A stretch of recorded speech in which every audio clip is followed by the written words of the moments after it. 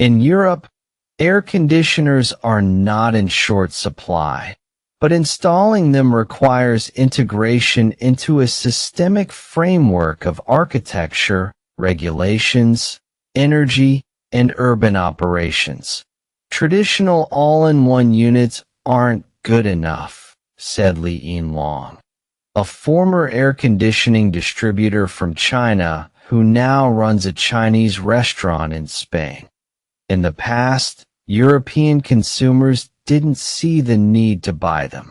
But this year, as heat waves last longer and fixed air conditioners can't be installed, portable split air conditioners have gone from a niche product to a hot commodity. Some of these units are now being produced over time by Chinese factories and shipped via the China-Europe Railway.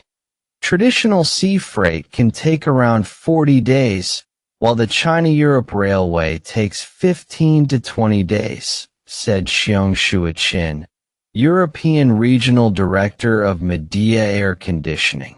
Grabbing an air conditioner has become the most absurd and urgent task for Tan Xianxian over the past week. Tan has lived in Paris for nearly 10 years and has never experienced such extreme weather. In late June 2026, the Île-de-France region entered its highest-level red heat wave alert, with temperatures breaking 40 degrees C. Parts of Germany, the UK, and Spain also saw temperatures around 40 degrees C. According to Tan, in offline stores.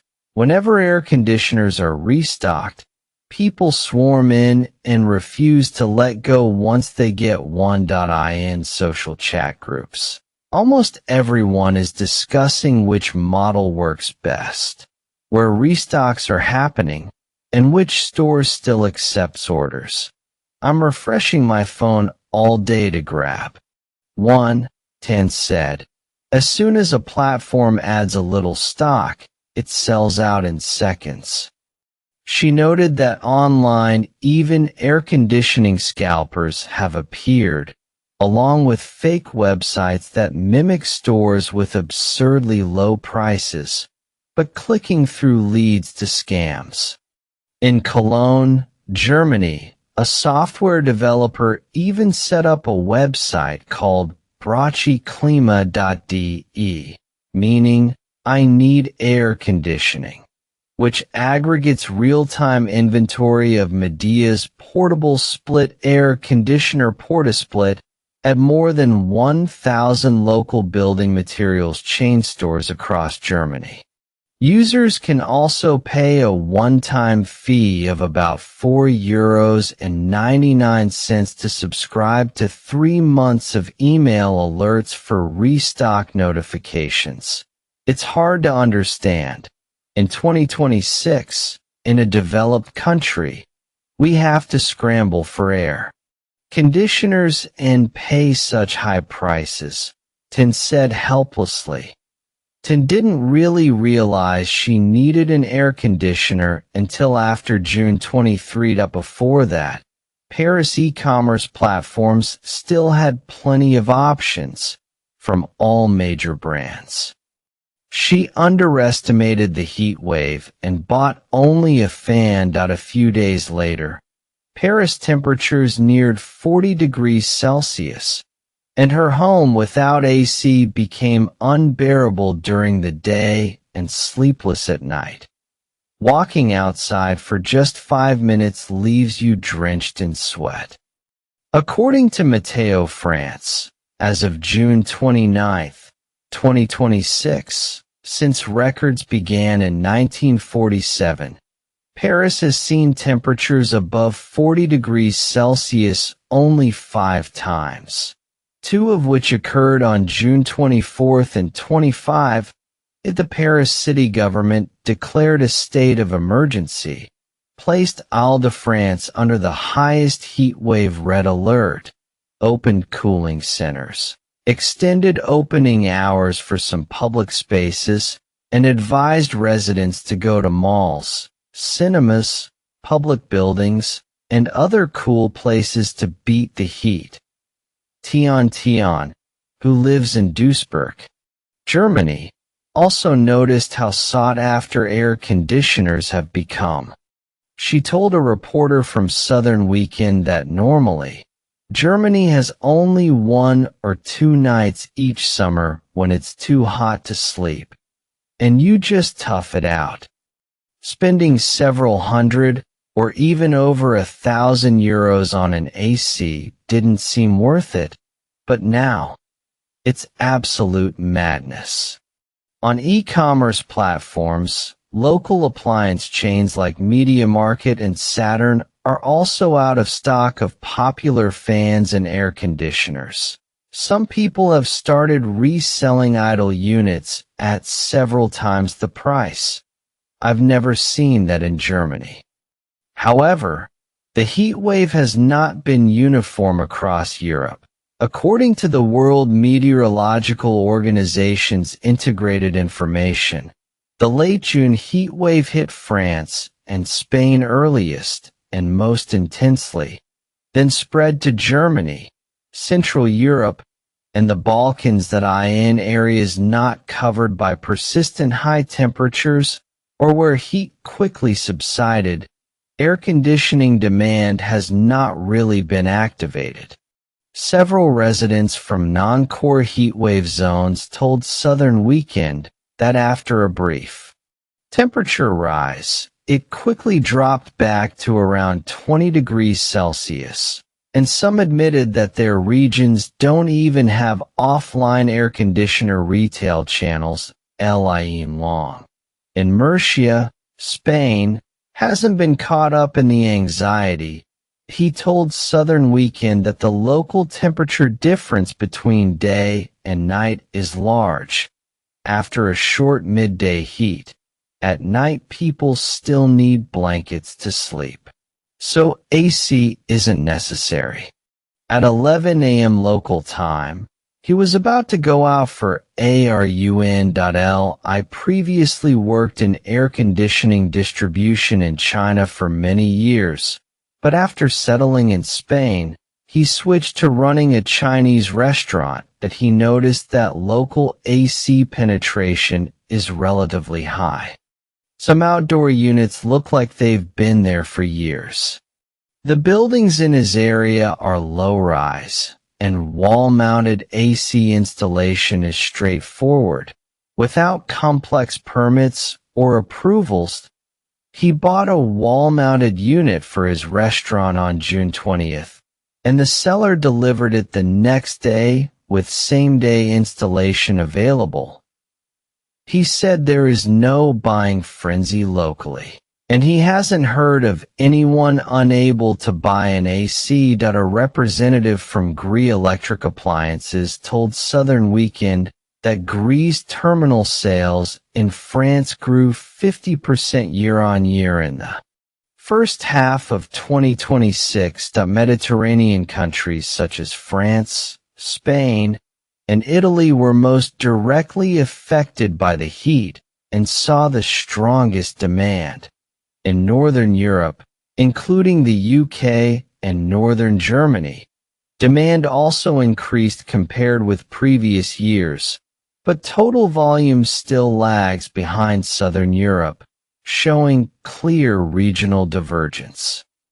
Xiong Shuiqin, Midea's European Regional Director, also told Southern Weekend that in 2026, Midea's sales in France, Germany, the UK, Spain, and other markets all grew more than 70% year-on-year. However, in some Eastern European countries, because the weather wasn't as hot, and because of large shipments in the second half of 2025 that left channel inventories undigested, growth has been weak or even negative this year. Wall-mounted split air conditioners, common in the Chinese market, are often the choice of only a minority of European households. Tin explained that the main barrier is installation. In Paris, for example, Haussmann-style buildings and historic protected structures make it nearly impossible to hang outdoor units on facades, even for ordinary apartments. Installing AC often requires approval from the entire building's owners association, which meets only once a year, and renters have even less ability to modify the structure. In other words, in Europe, air conditioners are not in short supply, but installing them requires integration into a systemic framework of architecture, regulations, energy, and urban operations. According to information published on the European Commission's website, about 85% of EU buildings were built before 2000, and many were originally designed with heat retention rather than heat dissipation as the primary goal. Thick walls, small windows, and airtight structures help save energy in winter but trap heat in summer. Tian explained that under normal conditions, such buildings could achieve decent cooling by keeping curtains drawn, using fans, or placing ice in rooms, but that no longer works. The bigger obstacle lies inside the buildings. Many older residences lack the pre-installed piping, power capacity, condensate drainage paths, and outdoor unit space required for air conditioning. Eurostat data shows that in 2024, space heating accounted for 61.5% of final energy consumption in EU households, while space cooling accounted for only 0.8%. This means the entire residential energy system, from pipeline layout to equipment configuration, revolves around heating. Introducing air conditioning would require retrofitting the existing system. The EU's revised Energy Performance of Buildings Directive explicitly notes that large-scale increases in air conditioning systems could push up summer peak electricity demand, strain the grid, and add extra carbon emission pressure. The European Environment Agency reported as early as 2022 that although building cooling energy still accounts for a small share of total EU energy consumption, it is almost entirely electricity dependent and will drive up summer peak loads across Europe. During heat waves, cooling peaks could also coincide with reduced cooling water availability for thermal power plants, increasing blackout risks. Such constraints have already shown up in the current heat wave. On the evening of June 23rd, a transformer failure at a French RT grid substation in Finistère caused outages that affected about 106,000 users at their peak. That same week, French nuclear output dropped by 4.1 gigawatts due to river warming and cooling restrictions, equivalent to about 7% of total electricity demand at the time. In the UK, grid operator NESO twice asked generators to increase available power during evening peaks within 1 week. In Turin, Italy, consecutive power outages even disrupted traffic signals.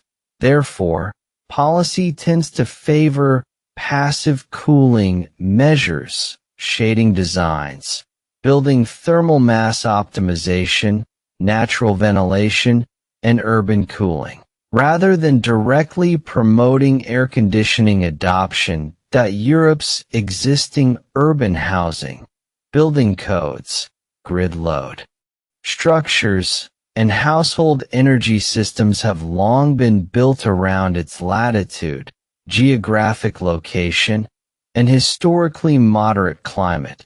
But as heat waves become more frequent and last longer, This infrastructure system, which was based on past weather experience, is beginning to show inadequate adaptive capacity. Once installation permits are obtained, high costs and long waiting times follow. Zhao Ali, Midea's European product manager, told Southern Weekend that in Western Europe, installation fees for traditional split systems can range from €1,000 to €2,000, and during peak season, waiting for an installer can take 2 weeks to a month. Ultimately, it comes down to cost. In the past, it was only hot for a few days each year, and spending over €1,000 on installation just didn't make economic sense, several respondents said. This European air conditioning boom has mainly benefited products that are cheap and don't require waiting for installation. Portable all-in-one units and portable split air conditioners. The former are priced lower, between €100 and €1,000. You can plug them in at home and use them immediately, but they require a thick exhaust hose to be routed out a window, leaving gaps that reduce cooling efficiency and create significant noise. The latter offer better cooling, with an indoor unit and a small outdoor unit connected by thin pipes.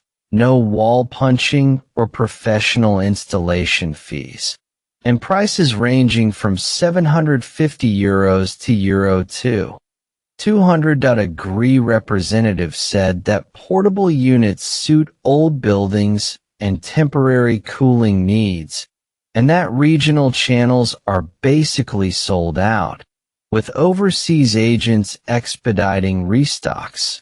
Meanwhile, wall-mounted split systems continue to see steady growth, but installation schedules in France have already been pushed to the end of August. Neither all-in-one units nor split systems are new products, Li Yinlong said.